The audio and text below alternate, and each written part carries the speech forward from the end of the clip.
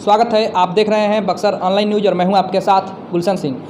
पंचायत चुनाव के दरमियान बिहार सरकार के तरफ से सूबे में बड़े पैमाने पर प्रशासनिक पदाधिकारियों के तबादले किए गए हैं। इस बीच हमारे बक्सर ज़िले से भी कई पदाधिकारियों का तबादला हुआ है। वहीं हमारे जो सदर एसडीएम हैं उनका कृष्ण के उपाध्याय, उनका भी तबादला हो गया। वहीं डुमरांव अनुमंडल के जो अनुमंडलाधिकारी हरेंद्र राम थे, उनका भी तबादला जो है वो कर दिया गया। उनका तबादला वैशाली ज़िले में पंचायती राज पदाधिकारी के रूप में कर दिया गया है। वहीं उनके जगह पर अब नए अनुमंडलाधिकारी डुमरांव के कुमार पंकज बने हैं। अभी हम लोग सर से खास बातचीत करने के लिए इनके कार्यालय में अभी उपस्थित हुए हैं। सर से बातचीत करते हैं। सर, सबसे पहले तो डुमरांव की धरती पर आपको बहुत बहुत हार्दिक अभिनंदन और स्वागत है सर। थैंक यू सर, आप इससे पहले पटना सिटी के नगर निगम के कार्यपालक पदाधिकारी थे और आपको डुमरांव जो कि 7 प्रखंडों का एक अनुमंडल है, ये आपके लिए, और इसका अनुमंडलाधिकारी आपको बनाया गया है। ये आपके लिए बड़ी उपलब्धि है सर। अब तक आपके यहाँ पर पदभार लिए हुए 2 से 3 दिन हो गए और आप यहाँ पर जब पदभार लिए उस दिन सबसे पहले आप यहाँ के जो डुमरांव की जो जगत जननी माँ डुमरेजनी है, जो जंगली बाबा जी हैं, उनका दर्शन आपने किया। उनके आशीर्वाद के बाद ही आप अपने कार्यालय पहुँचे। तो सर, आपको अब तक डुमरांव कैसा लगा?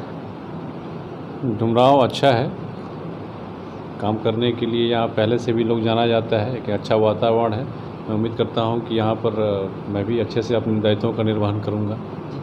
सर, पंचायत चुनाव के दौरान आपको डुमरांव अनुमंडल का अनुमंडलाधिकारी बनाया गया है। इतना बड़ा कमान आपको सौंपा गया है सर। तो इस कड़ी में एक तरफ पंचायत चुनाव जो होने वाले हैं उसको निष्पक्ष रूप से और शांतिपूर्ण ढंग से संपन्न कराना एक आपके लिए बड़ी चुनौती है। इस चुनौती से कैसे निपटिएगा सर?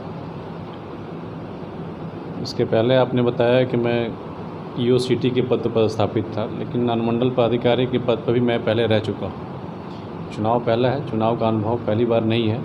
इस चुनाव से निपटने के लिए पूरी तैयारी हम लोगों की है और कोई व्यक्ति काम नहीं करता, सिस्टम काम करता है। तो मेरे पहले जो अनुमंडल पदाधिकारी महोदय थे, उनके द्वारा ही बहुत सारे चुनाव संबंधित कार्य प्रारंभ कर दिया गया है। जिला स्तर से भी पूरी तैयारी शुरू हो गई है। उसी कड़ी में जो काम प्रारंभ हो चुके हैं उसको मुझे निष्पादित कराना है। जहाँ तक बात रही स्वच्छ और निष्पक्ष चुनाव कराने के लिए, तो प्रत्येक चुनाव के लिए कुछ चुनाव आयोग की तरफ से दिशा निर्देश आता है। मेरा पूरा प्रयास होगा कि उन निर्देशों का, उन आदेशों का 100% पालन हो, ताकि लोगों में भरोसा हो और लोग निष्पक्ष होकर के अपना मतदान करें और चुनाव शांति और स्वच्छ तरीके से हो। इसी संबंध में हमने सभी सीईओ और थाना अध्यक्ष की भी बैठक बुलाई थी।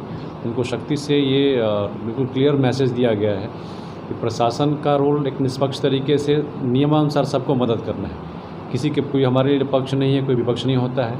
नियम से जो काम करना है और जो नियम से नहीं है उसको काम नहीं करना है। हमारा यही इमेज, हमारी यही निष्पक्षता लोगों में भरोसा उत्पन्न करेगा और मुझे पूरा विश्वास है कि अनुमंडल प्रशासन शांतिपूर्ण और निष्पक्ष चुनाव कराने में सफल होगा। सर, डुमरांव अनुमंडल का सर्वांगीण विकास के लिए आपके पास क्या क्या मास्टर प्लान है?